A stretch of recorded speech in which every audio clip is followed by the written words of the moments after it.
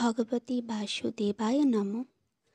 আমরা সকলেই জানি শ্রীকৃষ্ণ কুরুক্ষেত্রের যুদ্ধের সময় শ্রী অর্জুনকে গীতা শুনিয়েছিলেন। কিন্তু আমরা কি জানি অর্জুন ছাড়াও গীতা আরও অনেকজনকে শ্রীকৃষ্ণ শুনিয়েছিলেন? তারা কে কে? হ্যাঁ, আজকের বিষয় এটি। আমরা জানব যে শ্রীকৃষ্ণ অর্জুন ছাড়াও আর কাকে কাকে গীতা শুনিয়েছিলেন। কুরুক্ষেত্রের যুদ্ধ করতে গিয়ে অর্জুন যখন নিজের আপনজনদের দেখলেন, উনি যখন ভাবলেন যে নিজের আপনজনদের সাথে যুদ্ধ করতে হবে, তখন তিনি পিছিয়ে আসতে চাইলেন, এই যুদ্ধ করতে চাইলেন না। তখন তিনি শ্রীকৃষ্ণকে প্রশ্ন করতে লাগলেন। শ্রীকৃষ্ণ তার প্রত্যেক প্রশ্নের উত্তর দিতে দিতে তাকে বিশ্বরূপ দর্শন করান এবং তাকে জীবনের একটি সার শেখান, যার নামই গীতা। যে গীতা, যে শ্রীমদ্ ভগবত গীতা আমাদের জীবনের পথ দেখায়। তবে অর্জুন ছাড়াও আরও অনেকেই আছেন যাদের শ্রীকৃষ্ণ গীতা শুনিয়েছিলেন। যুদ্ধের ঘটনা ব্যাখ্যা করার জন্য ব্যাসদেব সঞ্জয়কে দিব্যদৃষ্টি দিয়েছিলেন। যেই দিব্যদৃষ্টির মাধ্যমে সঞ্জয় ধৃতরাষ্ট্রকে যুদ্ধের সমস্ত ঘটনা বিস্তারিতভাবে বলছিলেন।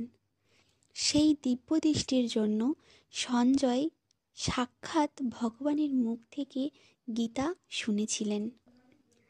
এছাড়াও হনুমানজি, যিনি অর্জুনের রথের চূড়ায় ধ্বজাতে বসেছিলেন, তিনিও স্বয়ং ভগবানের মুখনিঃসৃত বাণী শ্রবণ করেছিলেন।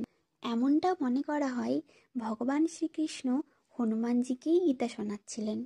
কারণ যখন শ্রীকৃষ্ণ আর অর্জুন হনুমানজির কাছে যান অর্জুনের ধ্বজায় বসার জন্য, তখন তিনি একটা শর্তেই রাজি হয়েছিলেন যে সব সময় হনুমানজিকে ভগবানের বাণী শোনাতে হবে। তাই ভগবান তার মনোবাঞ্ছা পূর্ণ করার জন্য তাকে গীতা শুনিয়েছিলেন। এছাড়াও ঘটোৎকচের পুত্র বার্বারিক, যিনি কুরুক্ষেত্রের যুদ্ধের সমস্ত ঘটনা দর্শন করছিলেন। এমন বর্ণনা করা আছে যে যখন কুরুক্ষেত্রের যুদ্ধ শেষ হয় এবং তাকে জিজ্ঞেস করা হয় যে তুমি তো সমস্ত যুদ্ধ দেখেছো, বর্ণনা করো যে কে কাকে মেরেছে। তখন ঘটোৎকচ বলেন যে আমি তো একটাই জিনিস দেখেছি, যে যুদ্ধ করছিল সেও শ্রীকৃষ্ণ, যে মারছিল সেও শ্রীকৃষ্ণ। এখানে শুধু একজন ব্যক্তিই ছিল, যে হচ্ছে শ্রীকৃষ্ণ। যে আঘাত পাচ্ছিল সেও শ্রীকৃষ্ণ, যে জিতল সেও শ্রীকৃষ্ণ। এবং যিনি মহাভারত রচনা করেছেন বেদব্যাস, মনে করা হয় তিনিও স্বয়ং ভগবানের কাছ থেকেই গীতা শুনেছিলেন। তিনি যে রচনা করেছিলেন তাতে তিনি মনে করা হয় যে তিনিও ভগবানের বিশ্বরূপ দর্শন করেছিলেন। এই কারণেই তো তিনি লিখতে পেরেছেন। তো এই ছিল কজন যারা ভগবানের মুখনিঃসৃত বাণী স্বয়ং শুনেছিলেন। ভিডিওটি যদি ভালো লেগে থাকে অবশ্যই একটি লাইক করে সাবস্ক্রাইব করে দিবেন এবং পাশে থাকা বেল আইকনটি অবশ্যই প্রেস করবেন এবং এই জ্ঞানটি আপনি আপনার অন্যান্য ফ্রেন্ডদের সাথে শেয়ার করে দিতে পারেন। নমস্কার, ধন্যবাদ ভিডিওটি শেষ পর্যন্ত দেখার জন্য।